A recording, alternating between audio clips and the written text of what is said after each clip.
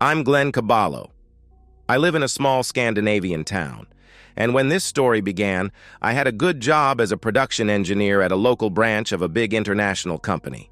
Caballo is Spanish for horse. My great-grandfather took that name when he was an actor and found out that his real name, Erickson, was too common to be remembered by the public. He thought that a Spanish horse name was much better for his profession. I met Caroline Stillman at a friend's wedding. Nothing happened there, but I got her phone number, and she got mine. To my great surprise, she called me a week later and invited me to dinner at her place. I accepted and went with a bottle of wine and a big red rose. Her place was in good order, her cooking was great, and we had a very good time. In fact, such a good time together in her bed that I even got breakfast before going home in the morning. To my great pleasure, she even performed oral sex on me again immediately after our first time. That was a surprise because in my old-fashioned Scandinavian town, it is very unusual for girls to do that on a first date. Of course, I was happy I met such a wonderful girl, which is why I continued dating her and having more great times together. After a few more dates, Caroline told me that she was in love with me and demanded that I be honest and tell her about my feelings for her. I looked straight into her eyes and told her the truth. I was in love with her too. After just 4 months, we agreed to live together in my house. A house I had been able to buy thanks to a little money from the lotto I had won. I had been lucky enough to increase that 10 times during the IT boom in the stock market. I sold everything when it was on top, invested all of it, and then used that as a down payment for a nice house. After moving in together, Caroline suggested a great wedding on the 10-month anniversary of our first date. That was okay with me. I even accepted her demands about separate bank accounts and let her print out very detailed conditions about who should pay what. Though it looked a bit weird, I accepted her suggestions mostly because that got my house protected as private property if we went our separate ways. Some small warning bells were ringing during our time together right after she moved into my house. I was an average guy and not a skilled Casanova, and that's why I had some doubts. I was concerned that if a guy like me could get laid by her after the first dinner date, what could a real skilled womanizer get Caroline to do? This is especially true if he met her on his natural hunting grounds, such as conferences, company parties, or girls' nights out. Of course, I never suspected anything had happened, and soon the warning bells switched off because Caroline and I were having a good relationship. In fact, it was much better than what many of our friends had. Caroline and I promised to keep our family out of problems, and for every divorce we witnessed among our friends, we even got closer. Caroline got pregnant, and we had our daughter, Alice. However, nobody is 100% perfect forever, and that's why we got into our first serious family problem after 8 years and 7 months together. Just as in many other relationships, it was economic matters that got Caroline and me on the warpath. Our problems began when the company where I worked moved all its production and most of the local administration to Portugal. My job and more than 600 other jobs were lost forever in our town. Of course, it was impossible to find so many new jobs in a short time in a small Scandinavian town like ours. The first 3 months as unemployed, I got my salary from the company as usual, but after that, it became hard because now I only had my limited savings and the small monthly payments from my unemployment insurance. It was hard times, but I kept it rolling on. Caroline paid her expenses exactly as per our agreement, and to my surprise, she did not offer or show any intention of helping me by taking an increased share of our family expenses. Then one terrible month, everything went wrong. We had several unexpected problems. An expensive service for my car, both the fridge and the dishwasher broke down and had to be replaced, and a high bill from my dentist. Then, worst of all, Caroline and I had agreed to go to an expensive show one weekend in our capital city, along with Melanie and Tom, old friends of Caroline. Without talking to me, Tom had bought tickets, express train tickets, and booked rooms at a 5-star hotel for the 4 of us. I knew for sure that my finances were down to 0, and even a small loan from my relatives would be necessary to pay all my bills. I had no interest in using any loan to go to a 5-star hotel and a show. Neither did I want to use any part of my last reserve, shares in a profitable company, that I intended to save for more important matters if my house got into real trouble. For very simple reasons, I had no options and couldn't afford to go to that show. I told Caroline that I couldn't afford that trip and why we had to skip it. She got furious and shouted, "Never in a million years! Not my problem if you can't afford to go and have to stay home. But I want to see that show, and I'm going with Melanie and Tom, that's for sure." I had expected Caroline to offer me some financial assistance to solve my problem for the weekend trip, but as she didn't make any attempts or volunteer to do that, I decided to swallow my pride and ask her, "You know how much I have to pay this month for all those unexpected expenses, but if you really want me to come with you to the show, could you please pay my share of the trip, and I will pay for some equal trip for you when I get a job again?" I asked her. Her chilly reply really surprised me. "I expected you to flip out. That's why I've already talked with Tom, and he promised to sell your ticket to somebody else." "So, you are going to the show without me, rather than staying at home with me or caring to help me when I have this temporary financial problem? We've turned into a very nice couple, haven't we?" "Tom says that you still have time until tomorrow to find the money. I'm sure you can fix it somehow if you really want to come with me," Caroline said with a chilly voice.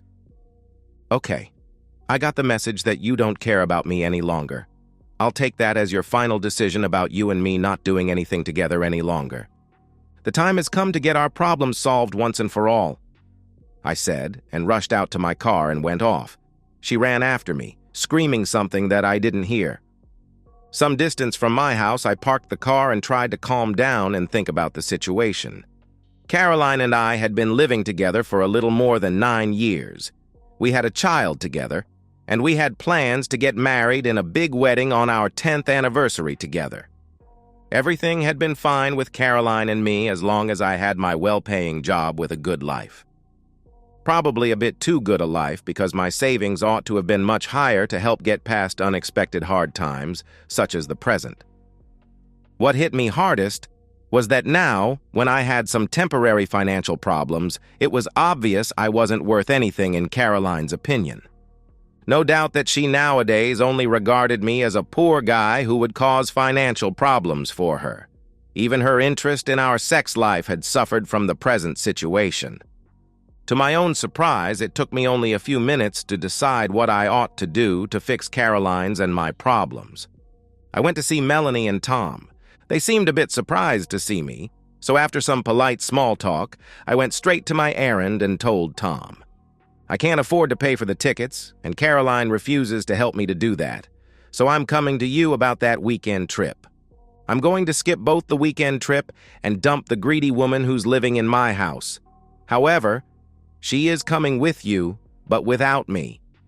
By the way, she even told me you had already fixed her up with some guy as a replacement for me." "Who is he?" Melanie said. "Caroline has plenty of money, and I can't understand why she is doing that to you. I'm sorry that we are not able to help you in this matter because even we have many unexpected expenses after moving to this new house. Tom's old friend, Michael Gilman, has promised to buy your share and join us," I shouted. "That womanizer is courting Caroline and will have a night in a hotel room with her after some dining and lots of wine. Does Caroline know who is replacing me?" "Yes, and it was okay with her," said Tom. "Who suggested that womanizer be Caroline's escort? Isn't he married?" That was my next question. "He is a good guy who's got an unfair reputation. I met him by coincidence. He agreed to buy your tickets tomorrow if you hadn't done that until then, and Caroline accepted," explained Tom. "I've lost a job, but not my pride. You can bet that my financial problem is only a temporary matter, and I can promise you that our 9 years together with that now shameless woman Caroline will get a final solution this very evening. She can have her big wedding, but it will be without me. Be sure about that," I told them with a loud voice, and saw in their faces that they had not expected me to react as hard as I did. Tom understood my anger and did attempt to calm me down by saying, No, it's not what you think. Michael and I are sharing a room, and the girls are in the other room. That's the agreement. You can trust my word that nothing inappropriate will happen with Caroline and Michael. Do you two really regard me as an idiot who will believe such nonsense? Do you believe that a skilled womanizer like Michael Gilman would miss such a great opportunity to sleep with Caroline? She is upset with me because I have financial problems, and that's why she prefers to go there with him. But I can promise you that I don't care if my ex Caroline sleeps with him. She can even get further customers from the nearby shady area. I think it's high time to call Michael's wife for a friendly chat, I said, before asking if they still had any cardboard boxes left from their moving to their new house. Melanie said, Please calm down. It is not as bad as it sounds. Tom and I can swear and promise you that Caroline will not do anything stupid. Why do you need the boxes? Michael Gilman's fling should get out of my house. If I would accept her spending a night with a womanizer without throwing her out of my house, I would be a real laughingstock among all my friends. Never in a million years. Never. Can I store her belongings in your garage while you are away on the trip? Otherwise, they will be stored on your lawn, I asked. Melanie objected loudly to my intentions to kick Caroline from my house, but Tom gave me 10 folded cardboard boxes and a spare key to their garage. I got a feeling that he really enjoyed the situation. I knew that Caroline got a phone call with a report about my plans as soon as I left Melanie and Tom and expected a furious Caroline to be meeting me at the door. Instead, I found her crying at the kitchen table. As soon as she saw me, she began sobbing. I'm sorry. Please forgive me for being stupid and selfish. I'm truly ashamed about what I said before you left. Please forgive me. Of course I understand your problems, and of course we are a family that shall fix everything together. I've already told Melanie that we are going together on that trip, and there is no need for her to worry about any payment. Tom must have been stupid when he offered your ticket to Michael, but please believe me that he wasn't my choice. Melanie and Tom didn't tell me who wanted to buy your ticket. Please believe me and forgive me. I replied, Tom told me a quite different story about the ticket. Feel free to go to your show with that gigolo as you really want to do, but you must be an incredibly naive woman if you are thinking that you, after a few drinks, can share a bed with one of the most successful womanizers in our town during a whole night without being seduced into having sex. Please save me from hearing further silly nonsense and lies because I don't care about what you are doing any longer. Enough is enough, and I've had enough nonsense from you and can't take any further. Now she began crying loudly and sobbed after a while. Please forgive me for everything I have said and done in this matter. I love you, only you, and please come with me to that show. But if you don't go, I don't go. No way. I won't go either to that show or anywhere else together with your so-called friends, and I don't care any longer where you are going or with which womanizer. You really wanted to humiliate me among all my friends and acquaintances by spending a night with Michael Gilman. As I told Melanie and Tom, I've lost a job but not my pride. Why in the world are you still sharing my bed if you don't care about me and my feelings any longer? Caroline skipped the trip and stayed at home with me. But it was a chilly weekend, although she did her best to cheer me up. Later, it came to my attention that Michael Gilman had bragged to his friends that his old pal Tom had fixed him up with a great married woman. They were going to stay at a nice hotel during a weekend trip when his wife was away at a spa. Afterward, when his friends teased him for being a dreamer because the married woman didn't go and he went there with his brother instead, he got angry. Rumors said that Michael then promised his friends that he would get the last laugh and sleep with that married woman some other time instead. When I told Caroline about Michael's bragging and promises, she got a good laugh and promised me that it wouldn't happen, at least not before the Sahara Desert turned into a swamp. I calmed down after a while, but I still had serious doubts about Caroline's love. She did plead with me to give her a second chance. To my surprise, she even, without any arguing, accepted my condition that Melanie and Tom should never be invited to our home and certainly not invited to our wedding and wedding reception.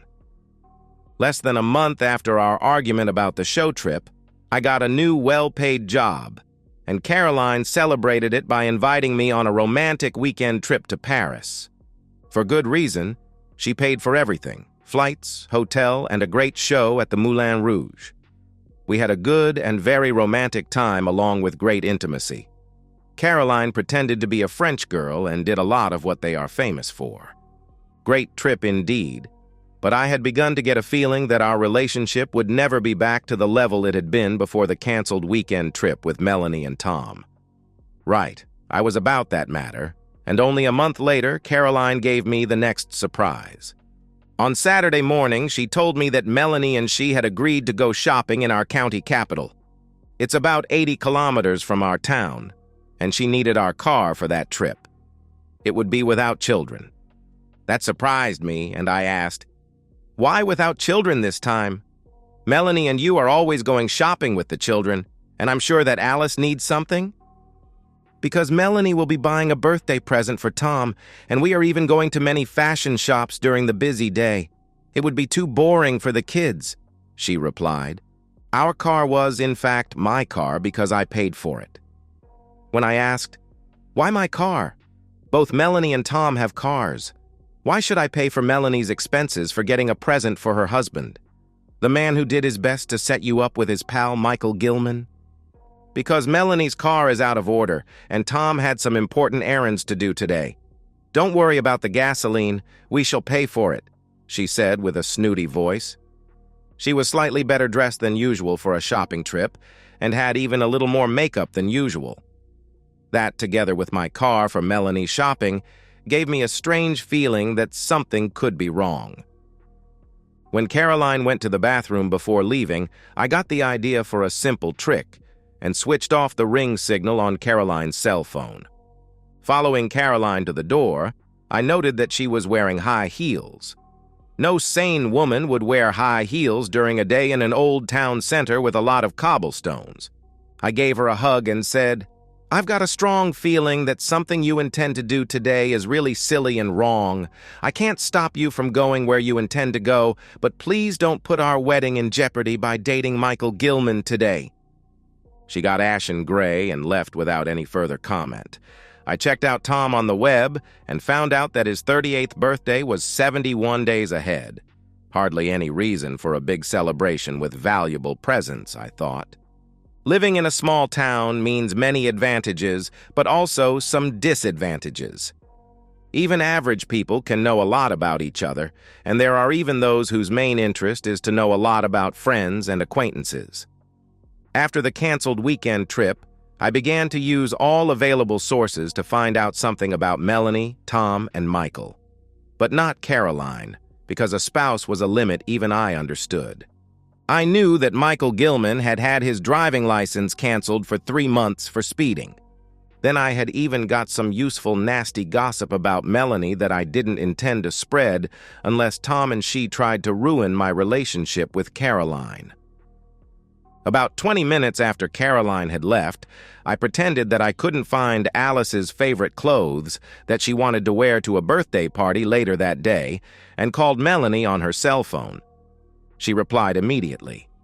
To my surprise, I could hear her daughter and Tom arguing in the background for a few seconds, and it was obvious that she rushed into another room and closed the door behind her.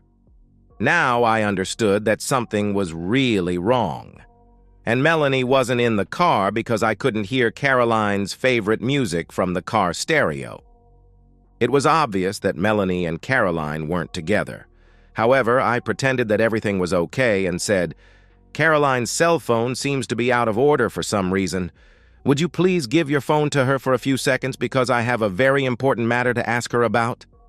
"Sorry, but at this very moment, we are at a gas station because Caroline got some problem with her belly and needed to go to the ladies' room, but I'll tell her to call you as soon as she's back again," Melanie told me with a slightly worried voice. No doubt that Caroline was alone or together with somebody else doing something I wasn't supposed to know, and Melanie was at her home acting as backup for her. but the switched-off cell phone had created an unexpected problem for them. It wasn't necessary to be an Einstein to guess what Caroline was into. A bet on Michael Gilman would be a low-odds game. What could Melanie do? Call Caroline without getting a reply. If Caroline was with Michael and Melanie didn't know his number, it would take her some time to get his number from Tom and call Michael, but it would be a problem for Caroline to call me at a reasonable time. Melanie did a good job because 8 minutes later, Caroline called me. After we had cleared up my main reason for calling her, I said, "Please give the phone to Melanie because I have some important things to say about Tom's gift." Now, Caroline sounded worried when she said, "She's in the ladies' room at the gas station. I'll ask you to call her when she is back." What are you really doing? Have you set up a camp at a gas station just out of town? Aren't you going to the county capital for shopping, or do you have other plans? Caroline switched off the call, and Melanie called me 5 minutes later. I told her, "It is obvious that Caroline and you are not together. Where in the world is she?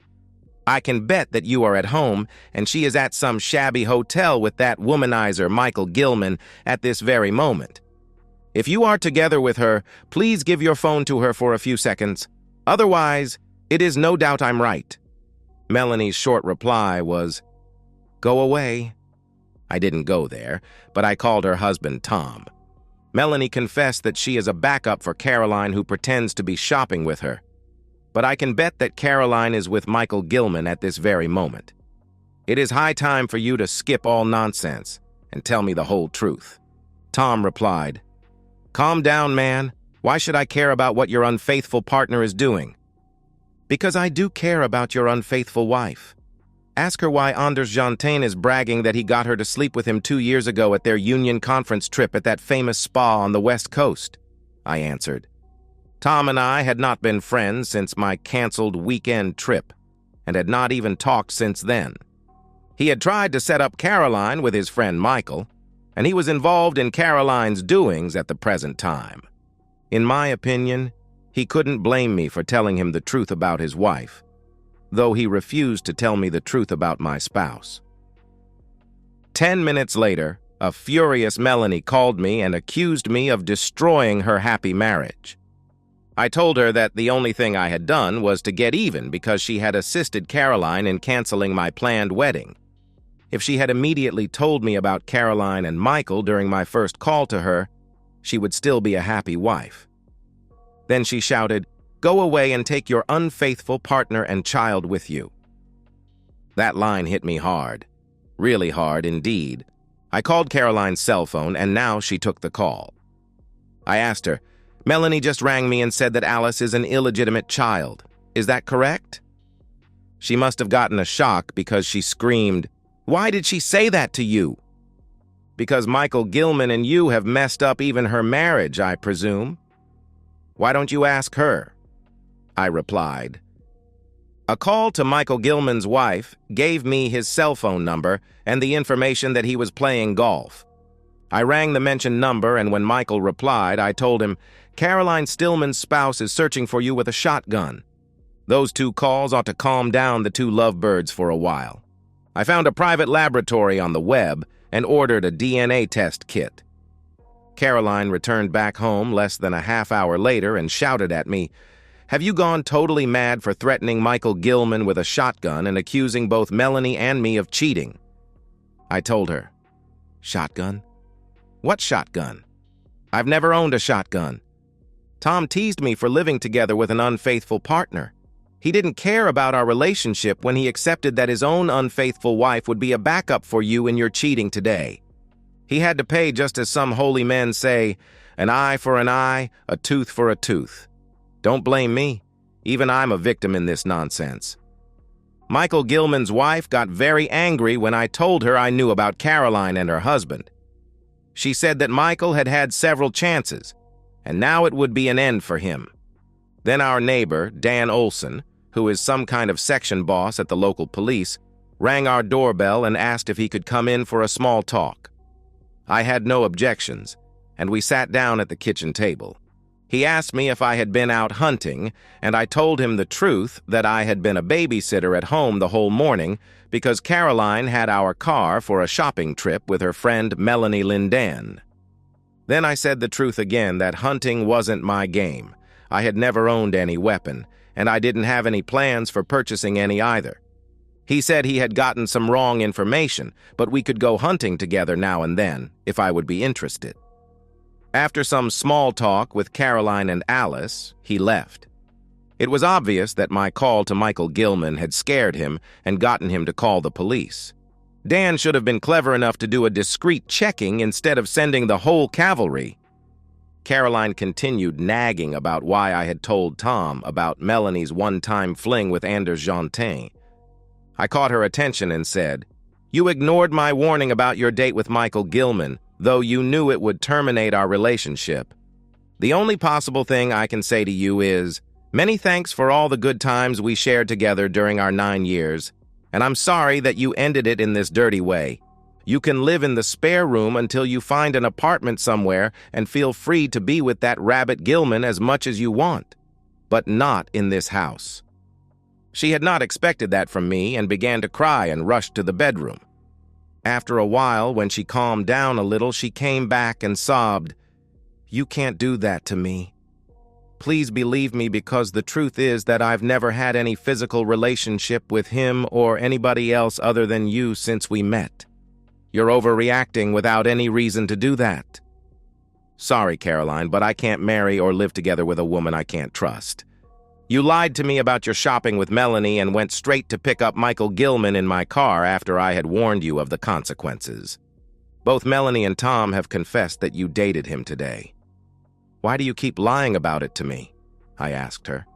Still sobbing, she replied, "Please believe me.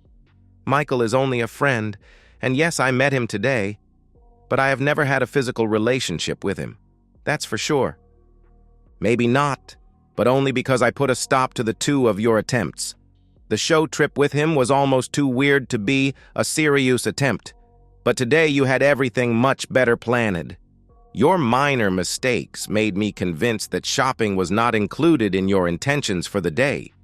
But the old saying says, the 3rd attempt will get it. Therefore, it is high time to end this relationship before you get any chance to make it happen," I told her. "Please don't do that to me. I have never cheated on you and promise to be your faithful wife if you will give me a chance to show that," Caroline said. I replied, "I've regretted several times that we didn't split up when you intended to go to that show and spend a night at a hotel with Michael Gilman. You used my temporary lack of money as an excuse for going with him and wanted to do that for economic reasons. If you had wanted to do so, you could have afforded to pay for that trip for at least 100 people without any problem. But you refused to assist the man who you claim to want to marry, although he begged you for help with his temporary problem. I gave you a second chance even though your show trip intentions with Michael still hurt, but the mess with him today was the last straw on the camel's back. I'm probably not even the father of Alice. I'm still ashamed and sorry about my actions during the time you were unemployed, and I've never complained because you refused to go to that show. You are my only love since we met, and of course Alice is your daughter," she replied. "A woman who loves her boyfriend and fiancé would never lie to him and book dates at 2 hotels with a womanizer like Michael Gilman. Things you've done behind my back. What about our wedding? Don't you care about what we have agreed to do? I've already booked many things," she exclaimed. "Michael Gilman will probably be dumped by his wife, so you can feel free to marry him instead of me," I told her. Caroline had ruined the big wedding plans that we had planned for our 10-year anniversary. She had already booked the church, a Rolls-Royce, and a very popular inn for the reception. It was one of the worst days of my life, and I felt terrible. My decision was made, and no third chance would be given. Caroline's and my split-up was irrevocable, and nothing could stop it. So this ended a once-in-a-lifetime happy family relationship. I will never deny that it felt like hell. Caroline was a beautiful girl with many good qualities, and that's why I would miss her very much, but I couldn't take her cheating attempts. I knew that a lot of people would regard me as heartless for not forgiving Caroline for her failed naive attempts with Michael Gilman. But I had already forgiven her intentions for going with Michael for the weekend trip, which since then had remained a wedge between us. A few days later, Caroline confessed what she had done with Michael Gilman, and I had been right about him. He had worked hard on her and sent a big bunch of roses to her job with a card saying he was sorry if his interest in the weekend trip had caused her any problems. A week after that, he had invited her for lunch. After that, they had lunch together once or twice a week. Of course, the lunches had begun as innocent meetings with pleasant small talk, but their feelings for each other had slowly increased to some kind of romantic desire they couldn't deny or stop. One problem had been Michael's canceled driving license, and that's why it was up to Caroline to fix the car. Michael had booked a room at a small hotel he had used before. Caroline said she had begun to regret the whole thing already at our door when I warned her about a canceled wedding if she dated Michael Gilman. She had told him that I suspected her of cheating with him and wanted to cancel the whole thing. But Michael, who had already paid for the room, had persuaded her to go on. She did. The room wasn't ready when they came to the hotel, so they went to a cafe where they got a call from a worried Melanie who suggested she skip it. When Caroline called me and I asked her to give the phone to Melanie, she began to fear the worst. When she called Melanie to get her to call me, Melanie had shouted to her, "Skip the date and go home before it is too late." She wanted to do that, but Michael had refused to go, so they began arguing until Melanie called again and told her that I had found out exactly what Caroline was doing. A furious Michael began to understand that all his plans about being with Caroline were fading away. Now even Caroline had lost her temper and told him she regretted accepting that date with a high risk of canceling her wedding and relationship with me. Then a totally mad Melanie rang again and screamed about me crushing her marriage. My last call, with questions about if Alice was an illegitimate child, had caused her to scream in despair and begin running to get the car. Then Michael got a call with a warning about me hunting for him with a shotgun. That call had turned him into a wreck, and he didn't dare to get back home with Caroline in her car. So he took a taxi. Now, a crying Caroline said that she would never, in her remaining lifetime, be able to understand why she didn't stop her silly date when she still could have saved her wedding and future together with me and Alice as a family. Then everything really went wrong when I got the results of the DNA test that said that A and B were not related, but A and C were. In other words, Caroline is Alice's mother, but I'm not her father. Now, I found it best to connect with a lawyer before taking it up with Caroline. Now, when the game was over, a shameful Caroline preferred to confess to me at home rather than in court about how she came to be pregnant and who did it. She was off the pill when we were doing our best to get her pregnant. During that time, she had been at a conference, and after a jolly party, she had spent a night together with Nicholas Albertson, a handsome married man with 3 children. Neither Caroline nor I had ever suspected that I wasn't the father of Alice. My lawyer began the long legal process to get Nicholas Albertson to pay my money back and take over the payments until Alice turned 18 or 25 if she went for higher education. A shared custody for Alice was out of the question, but Caroline and I agreed that she could see me as much as she wanted and keep her room at my house. I wasn't her real dad, but I was the only dad she knew, and I would always be there for her. It wasn't Alice's fault that her mom had cheated on me. Tom had taken Melanie's cheating hard, very hard indeed. After Melanie's confession, he had gone straight to Anders Jantin and beat him up, sending him to the hospital for a week. Because Tom's vengeance was witnessed by Jantin's wife and his 2 children, it would be very difficult for Tom to avoid spending a few months in jail. Caroline earned a new nickname, Divorce Queen, because her failed attempts to cheat on me with Michael Gilman caused 5 divorces, what at least in our town was the best-known top score for a failed cheating group. All these people split up, Melanie and Tom, Alice's father, Nicholas Albertson, and his wife. Melanie's conference lover Anders Janten and his wife, Michael Gilman and his wife, and of course, Caroline and me. I suppose that it will be a rotten time for all involved, though time will probably sooner or later heal the wounds for all of us. After all, nowadays, we are not alone with such experiences, far from that, because almost half of the population has been through a divorce. My family had no winner but 3 losers, and I was very sorry about the problems we had caused for Alice, who continued to spend more time with me at her old home than in Caroline's new apartment. She paid a high price for what Caroline had done. As far as I was told, Caroline was still hoping that I would forgive her and take her back. I didn't feel well after all the nonsense I'd been involved in such a short time. Losing my job, financial problems, Caroline's cheating attempts, parting from her, and worst of all, being thrown in my face that I wasn't the father of my daughter. Though I'm getting some invitations from interested females, I have not dated any girl yet, probably because I'm still mourning my lost family, which hurts like hell. Through a lot of thinking, I still can't understand how Caroline could be so eager to get a date with such a womanizer as Michael Gilman. That she, even after my serious warnings, didn't hesitate to risk and dump our wedding and everything we had together. One of the strange mysteries in this sad story is that now, when both Caroline and Michael are free and living on their own, they have lost all interest in each other and have not dated at all. The only sure thing I know is that though Caroline Stillman is a lovely girl, she will never be my loving wife. And that's the end of today's story. If you enjoyed it, please give this video a thumbs up and drop a comment below. Your support helps the algorithm push my content further. If you're new to the channel, don't forget to hit that subscribe button. It really helps me keep creating more stories for you. Thanks for watching, and I'll see you in the next one.